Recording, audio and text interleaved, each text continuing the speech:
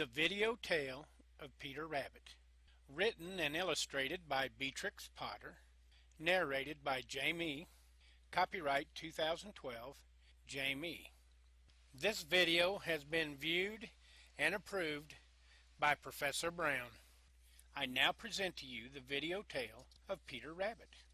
Once upon a time there were 4 little rabbits, and their names were Flopsy, Mopsy, Cottontail, and Peter. They lived with their mother in a sandbank underneath the root of a very big fir tree. "Now, my dears," said Mrs. Rabbit one morning, "you may go into the fields or down the lane, but don't go into Mr. McGregor's garden. Your father had an accident there. He was put into a pie by Mrs. McGregor. Now run along and don't get into any mischief.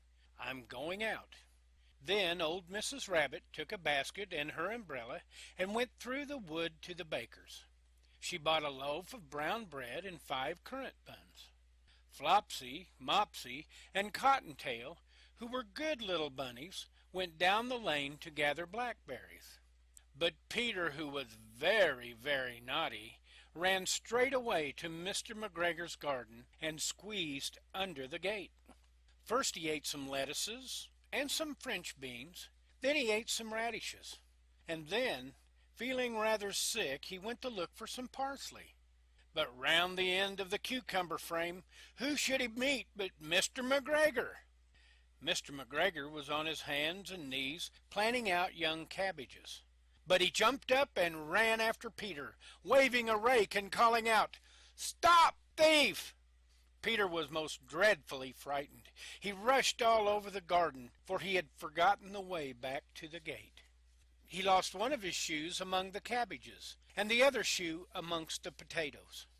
After losing them, he ran on 4 legs and went faster, so that I think he might have got away altogether if he had not unfortunately ran into a gooseberry net.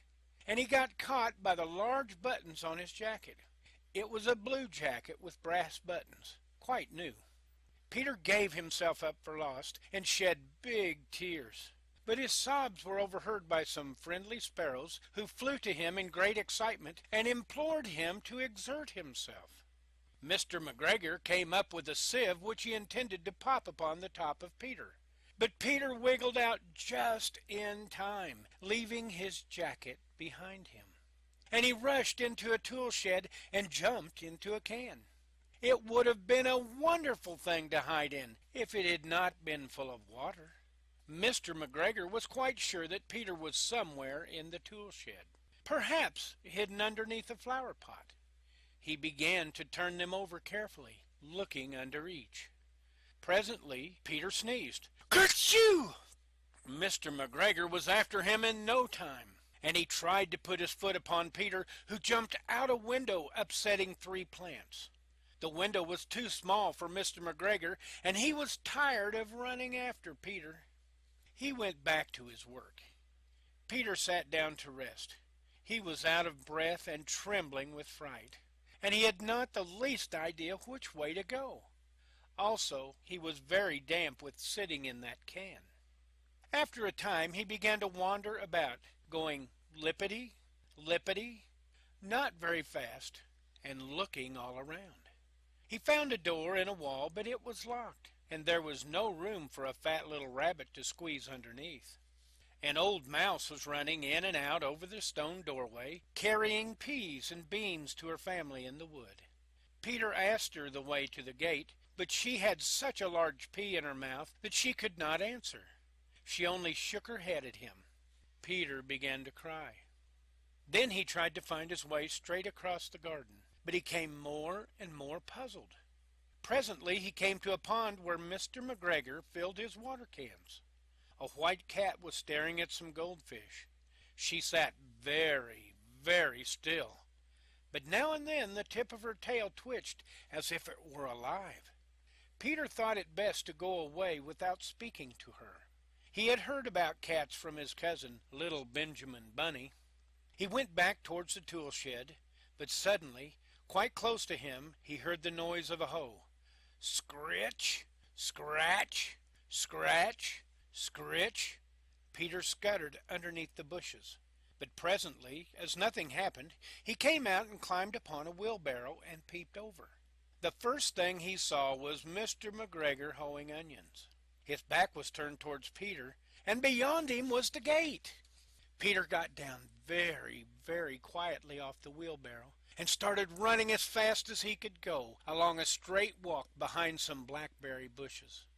Mr. McGregor caught sight of him at the corner, but Peter did not care. He slipped underneath the gate and was safe at last in the wood outside the garden. Mr. McGregor hung up the little jacket and the shoes for a scarecrow to frighten the blackbirds. Peter never stopped running or looked behind him till he got home to the big fir tree. He was so tired that he flopped down upon the nice soft sand on the floor of the rabbit hole and shut his eyes. His mother was busy cooking. She wondered what he had done with his clothes. It was the second little jacket and pair of shoes that Peter had lost in a fortnight. I'm sorry to say that Peter was not very well during the evening. His mother put him to bed and made him some chamomile tea, and she gave a dose of it to Peter. 1 tablespoonful to be taken at bedtime. But Flopsy, Mopsy, and Cottontail had bread and milk and blackberries for supper. The end.